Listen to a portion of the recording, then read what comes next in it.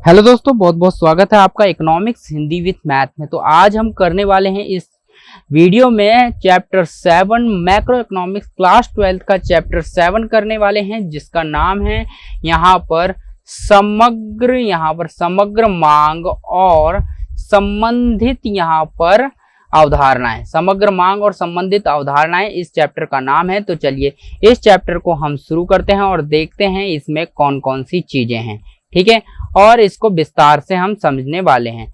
तो अगर हमारे चैनल पर आप पहली बार आए हैं तो इसे सब्सक्राइब जरूर कर लें, क्योंकि इसमें आपको इकोनॉमिक्स का पूरा सिलेबस मिल जाता है, पूरा जो है हिंदी मीडियम में आपको मिल जाता है इकोनॉमिक्स का क्लास 12th और 11th का।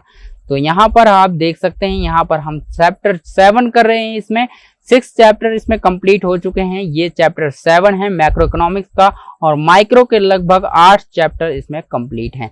तो यहाँ पर हमने और यहाँ पर रिवीजन क्विक सीरीज भी चालू कर रखी है, उसे आप देख सकते हैं। वो आपके लिए बहुत हेल्पफुल होगी, जिसमें आपको क्वेश्चन आंसर्स और यहाँ पर बहुत सारी चीजें कराई जाएंगी। तो चलिए यहाँ पर आप आज का वीडियो शुरू करते हैं और देखते हैं, इस चैप्टर को समझने की कोशिश करते हैं। यानी aggregate demand and related concept क्या है, समग्र मांग क्या होती है और संबंधित अवधारणाएं क्या होती हैं, इसकी इस चैप्टर में हम विस्तार से पढ़ेंगे इन सब चीजों के बारे में।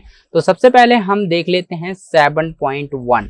7.1 में क्या कहता है, समग्र मांग का अर्थ और यहाँ पर इसके घटक क्या होते हैं। समग्र मांग का अर्थ और घटक क्या होते हैं, सबसे पहले समग्र मांग देख लेते हैं। समग्र मांग क्या होती है, एडी का मतलब होता है एग्रीगेट डिमांड। तो यहाँ पर हम इंग्लिश के दो शब्द यूज करेंगे, एग्रीगेट डिमांड। यहाँ पर आप देख सकते हैं एग्रीगेट डिमांड, एग्रीगेट डिमांड यहाँ पर आप यूज करेंगे। यानी एक एडी जहां लिखा है एग्रीगेट डिमांड, इसका मतलब है समग्र मांग। समग्र मांग से अभिप्राय अंतिम वस्तुओं और अंतिम सेवाओं के कुल मूल्य से होता है। क्या कहते हैं, समग्र मांग का मतलब क्या होता है, समग्र मांग का मतलब होता है कि अंतिम वस्तुओं और अंतिम सेवाओं के कुल मूल्य से होता है, जो कि अर्थव्यवस्था के सभी क्षेत्रों में लेखा वर्ष की अवधि के दौरान एक दिए गए समय के स्तर पर खरीदने की योजना बना रहे हैं।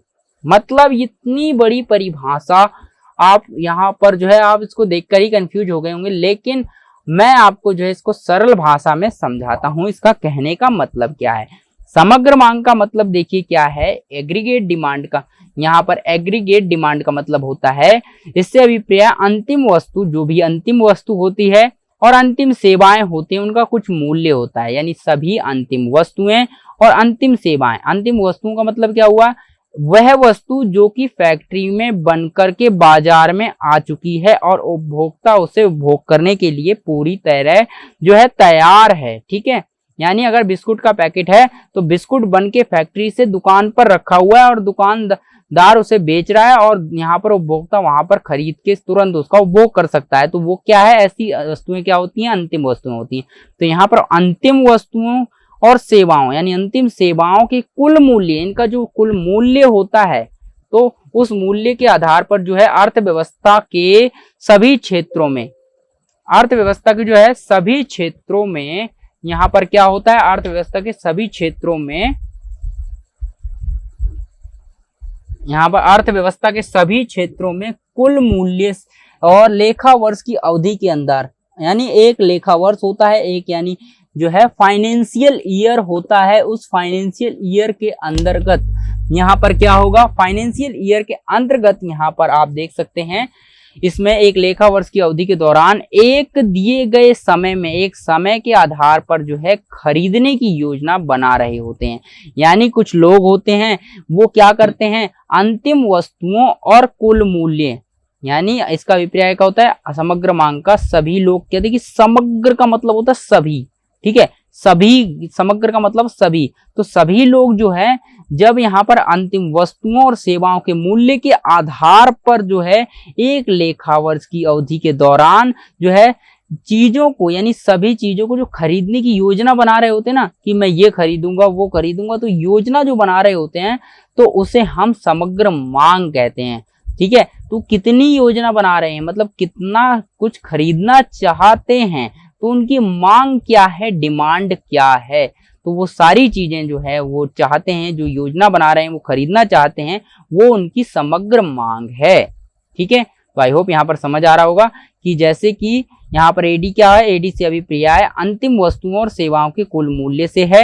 यानी इसका मतलब क्या होता है, अंतिम वस्तुओं और सेवाओं का कुल मूल्य होता है, जो कि अर्थव्यवस्था के सभी क्षेत्र में, अर्थव्यवस्था के क्षेत्र में जो है यहाँ पर एक क्षेत्र में लेखा वर्ष की अवधि के दौरान एक दिए गए समय के स्तर पर खरीदने की योजना बना रहे होते हैं। अब देखते हैं समग्र मांग के घटक क्या होते हैं। ठीक है, समग्र मांग यानी कंपोनेंट ऑफ एग्रीगेट डिमांड क्या होती है, तो पहला होता है निजी क्षेत्र, निजी उपभोग व्यय। ठीक है, समग्र मांग के घटक होते हैं यहाँ पर मुख्यतः जो है यहाँ पर तीन घटक, यहाँ 4 घटक आपको बता रखे हैं, क्योंकि ये चैप्टर से मैं आपको करा रहा हूँ, एक एक पॉइंट कवर किया है चैप्टर का, तो यहाँ पर आपके लिए जितना भी हो सकेगा मैं यहाँ पर डिटेल में सारी चीजें मैं एक्सप्लेन करूंगा। ऐसा कोई भी टॉपिक नहीं रह जाएगा जो कि आपको दिक्कत करे, बाद में आपने ऐसा नहीं लगेगा कि आपने कोई चीज छोड़ दी है, कि आपने ये चीज नहीं पढ़ी है। तो मैं सारी चीजें कवर करूंगा इसमें और आपके सामने। ठीक है, तो चलिए अब देखते हैं निवेश, तो यानी निजी उपभोग व्यय।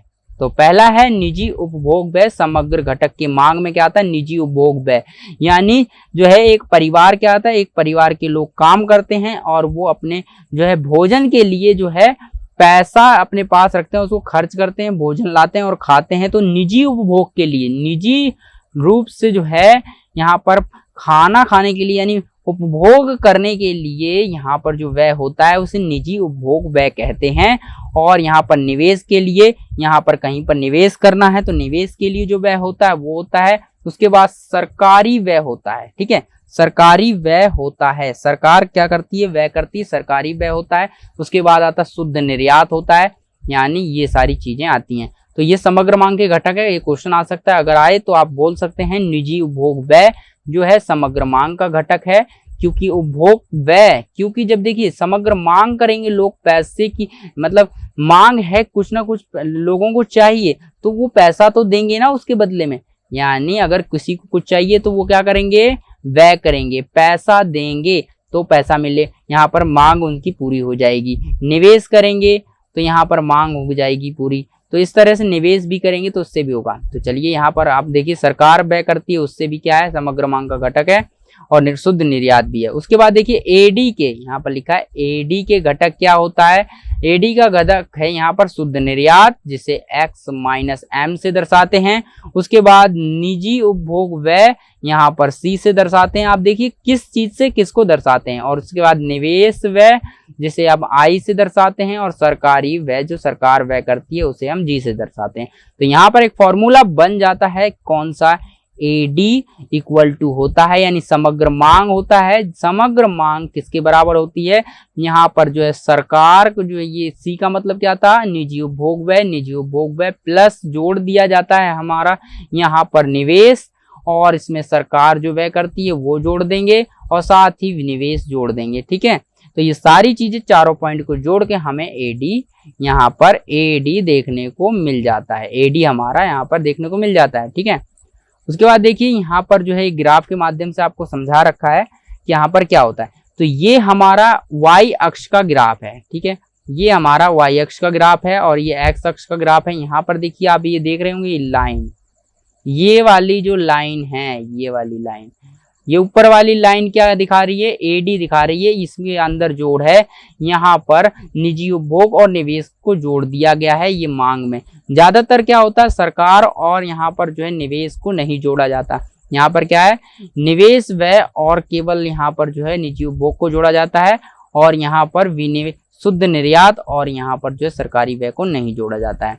ठीक है, तो ये देखिए अभी गिर कैसे गया, और यहाँ पर स्वायत्त निवेश क्या होता है, इसके बारे में हम इस ग्राफ में जो है चर्चा करेंगे और अच्छे से समझने का जो है प्रयास करेंगे ये होता क्या है। तो देखिए यहाँ पर क्या होता है, अगर आप यहाँ पर देखिए इस चीज को घटाते हैं, मतलब आप क्या कर रहे हैं, यहाँ पर आपके पास फिक्स था और C को आपने क्या कर दिया, घटा दिया। यहाँ पर देखिए अगर आप यहाँ पर Y और आपके पास क्या है, ये आपका क्या है, y है, y का मतलब ये आय है आपकी, और ये आप मान लीजिए क्या है, आपका उपभोग है। यहाँ पर आपने जो है खर्च किया है, खाया है, जो भी पैसा मतलब खर्च किया है, और यहाँ पर जो है y पे आपने जो है कमाया है। तो देखिए यहाँ पर अगर आप अपनी कमाई को यहाँ पर इस तरह से मांग है, ठीक है, ठीक है। उसके बाद देखिए आप देखिए अगर आपकी कमाई 100 रुपए है, 100 है, तो यहाँ पर आपका 100 के हिसाब से अगर उपभोग अगर 100 आप खर्च कितना कर रहे हैं, आपकी कमाई कितनी है 100 रुपए, लेकिन आप खर्च कितना कर रहे हैं, खा कितना रहे हैं, 120 रुपए खाते हैं, ठीक है, 120 खाते हैं। तो यहाँ पर 40 का निवेश करते हैं, ठीक है, तो यहाँ पर 40 क्या होगा, निवेश में आ जाएगा, और ये जुड़कर यहाँ पर इस तरह से आ जाएगा, ये निवेश हो जाएगा। स्वायत्त निवेश क्या होता है, स्वायत्त निवेश में क्या होता है, ये बिल्कुल सीधा होता है, इसमें कोई परिवर्तन नहीं होता है, ठीक है, स्वायत्त निवेश में कोई परिवर्तन नहीं होता है। तो यहाँ पर आप देखते हैं इसमें ग्राफ में कुछ ज्यादा कुछ है नहीं, तो यहाँ पर हम आगे देखते हैं इस चैप्टर को और अच्छे से समझते हैं क्या है। एडी से संबंधित महत्वपूर्ण बिंदु, एडी से मतलब समग्र यहाँ पर एग्रीगेट डिमांड यानी समग्र मांग से संबंधित कुछ महत्वपूर्ण बिंदु दे रखे हैं, वो देखते हैं। तो पहला बिंदु जो है एडी इक्वल टू होता है सी प्लस आई, दो और होते थे जी और एक्स माइनस एम, यानी निर्यात होता था और गवर्नमेंट निवेश होता था, माने खर्चे होते थे सरकार के, तो वो हटा दिए हैं, यहाँ पर निजी उपभोग और निवेश को जोड़ा गया है। और उसके बाद देखिए सकारात्मक उपभोग होता है जब आय, यहाँ पर आय का स्तर शून्य होता है, यानी सकारात्मक उपभोग होगा। समग्र मांग से संबंधित महत्वपूर्ण बिंदु क्या है कि यहाँ पर जो है सकारात्मक उपभोग वह होगा जब अगर आय का स्तर जो है यहाँ पर शून्य होगा, यानी आय अगर नहीं हो रही है तो सकारात्मक उपभोग होगा, यानी उपभोग होता ही रहेगा, ठीक है।